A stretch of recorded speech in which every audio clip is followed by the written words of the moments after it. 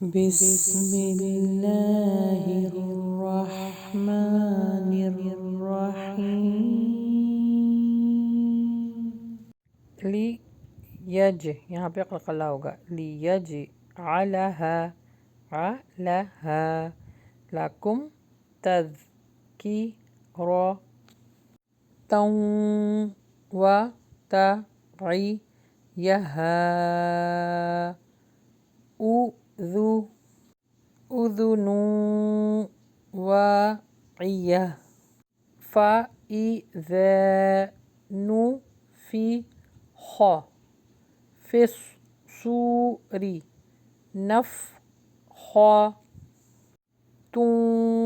واحدۃ وحملت الارض والجبال الف مدہ لام ہوگا جبال فدک یہاں پر تھوڑا پریس ہوگا فدکتا دکتوں واحدہ فیومئذ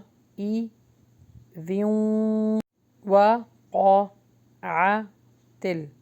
الواقعہ وانشقت السماء فہی یومئذ واہیہ والملک علی ارجائہا وَيَحْمِلُ عَرْشَ رَبِّكَ فَوْقَهُمْ يَوْمَئِذٍ ثَمَانِيَةٌ. اب آئیے اس کا پہلے ترجمہ دیکھ لیتے ہیں پھر تلاوت. اچھا پچھلی والی آیتوں میں تھا نا کہ فرعون اور سمود اور عاد ان قوموں کو اللہ سبحانہ تعالیٰ نے نیست و نابود کر دیا، ان کی بستیوں کو اجاڑ دیا اور ان پر عذاب اللہ تعالیٰ نے بھیجا، یعنی سخت عذاب جو ہے وہ ان کے اوپر اللہ تعالیٰ نے اس سے گرفت کی. اچھا اس کے بعد اللہ سبحانہ تعالیٰ نے پانی کے اندر طغیانی بھی بھیجی اور پھر کشتی بھی بھیجی، اس کشتی میں ان کو چڑھا دیا. اب آیت نمبر 12 میں اللہ سبحانہ تعالیٰ فرما رہے ہیں تاکہ اسے تمہارے لیے نصیحت اور یادگار بنا دے اور یاد رکھنے والے کان اسے یاد رکھیں. یعنی اس طرح اللہ سبحانہ تعالیٰ نے ان کو عذاب دیا تھا جو بہت سخت بھی تھا اور دردناک. تو اللہ تعالیٰ فرما رہے ہیں کہ اگر جو بھی قوم اس طرح ہماری نافرمانی کریں گے تو ہم ان کو سخت عذاب بھیجیں گے. میں نے شروع میں آپ کو بتایا تھا کہ اس میں قیامت کے بارے میں ذکر ہو رہی ہے، تو اب جو آیت نمبر 13 ہے اس میں اللہ سبحانہ تعالیٰ بتا رہے ہیں پس جب کہ سور میں ایک پھونک پھونکی جائے گی اور زمین اور پہاڑ اٹھا لیے جائیں گے اور ایک ہی چوٹ پر ریزہ ریزہ کر دیا جائے گا.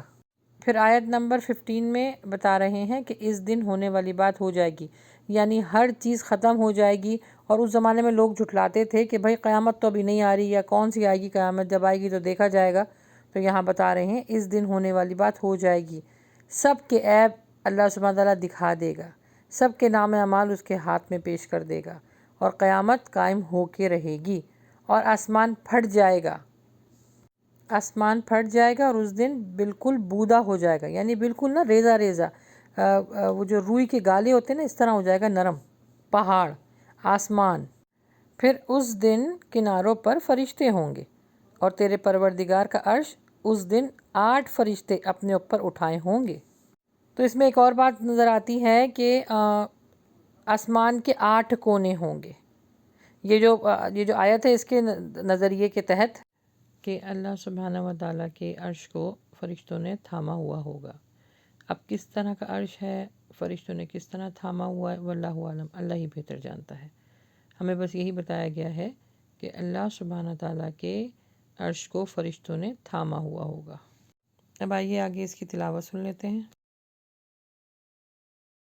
لِنَجْعَلَهَا لَكُمْ تَذْكِرَةً وَتَعِيَهَا أُذُنٌ وَاعِيَةٌ فإذا نفخ في الصور نفخة واحدة وحملت الأرض والجبال فدكتا دكة واحدة وحملت الأرض والجبال فدكتا دكة واحدة فيومئذ وقعت الواقعة